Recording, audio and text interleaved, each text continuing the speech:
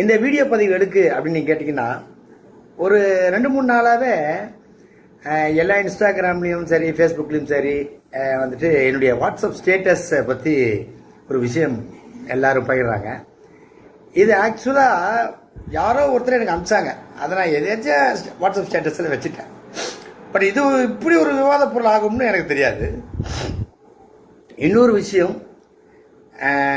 இன்னைக்கும் சரி, நான் அன்னைக்கு முதல்ல என்னுடைய நண்பரும் தலைவருமான மரியாதைக்குரிய விஜய் சார் அவர்களை கட்சி ஆரம்பிக்கும் போது நான் என்ன சொல்லியிருந்தேன்னா, ஒர்க் பண்ணும்போதே எனக்கு ஒரு நண்பராக அவருக்கு நான் ஒர்க் பண்ணிக்கிட்டு இருக்கேன், அவர் நல்லபடியாக வரணும், அந்த கட்சி நல்லபடியாக வளரணும் அப்படின்னு சொல்லிட்டு, பதவி எதிர்பார்த்தோ இல்லை எனக்கு ஒரு அங்கீகாரம் கிடைக்குமோன்னோ நான் ஒர்க் பண்ணல.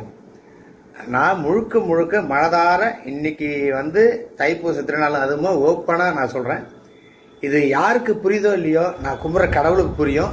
என்னுடைய தலைவரும் என்னுடைய நண்பருமான தவேகாவுடைய தலைவர் மரியாதைக்குரிய விஜய் சார் அவர்களுக்கு புரியும். ஏன்னா அவர் எல்லாருடைய பேச்சையும் கேட்டு ஒரு அனலைஸ் பண்ண மாட்டார். அவர் ஒரு முடிவு எடுப்பார், அந்த முடிவு சரியாக இருக்கும். அதனால தான் இன்றைக்கி அரசியல் பயணம் ஆகுது. இதில் ஒரு விஷயம் என்னென்னா, இதை ஒரு விவாத பொருளாக்கி நிறைய பேர் பேசுகிறாங்க. அதில் குறிப்பாக ஒருத்தங்க பேசுகிறாங்க, இங்கே குத்தலாமா, இங்கே குத்தலாமா, அங்கே குத்தலாமான்றாங்க. தம்பி, ஒரு சின்ன விஷயம், நாங்கள்லாம் நெஞ்சில் குத்துவோம், மற்றவங்களாம் முதுகில் குத்துறாள் நம்ம கிடையாது. அதே மாதிரி இன்னொருத்தர் சொல்கிறாரு, பச்சை குத்திட்டா பதவி வந்துடுவான், முட்டாள்தனமாக இருக்குது அப்படின்னு ஒரு பேசுகிறாரு.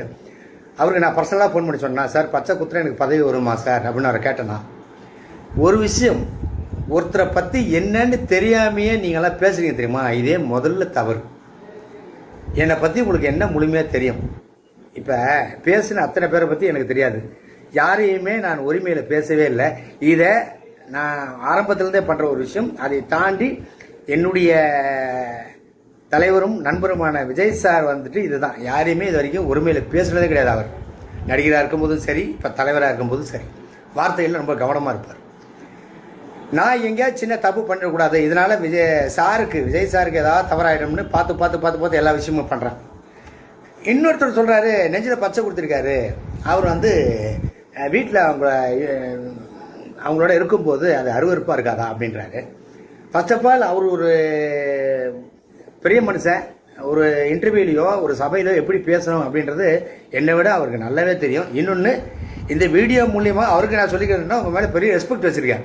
அதேமாதிரி நீங்களும் மற்றவங்களை இந்த உரிமையில் பேசுறது, அதை தாண்டி ஒருத்தரை பற்றி தெரியாமல் நிறைய விஷயம் பேசுகிறீங்க.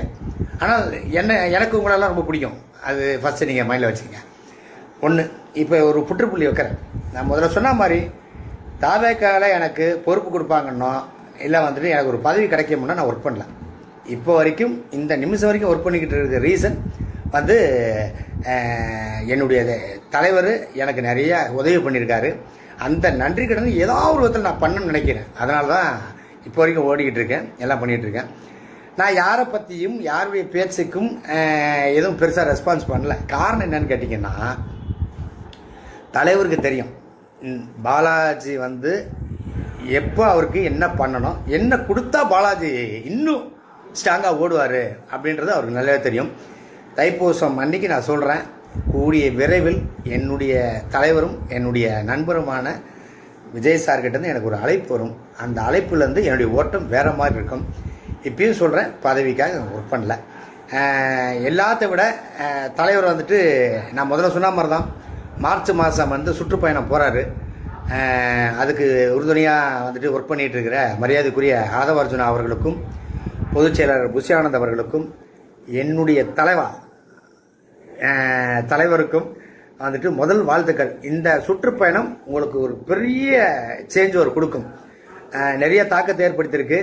உங்களுடைய கட்சியில் ஒரு தொண்டனாக பயணிக்கிறதும் சந்தோஷம் எனக்கு.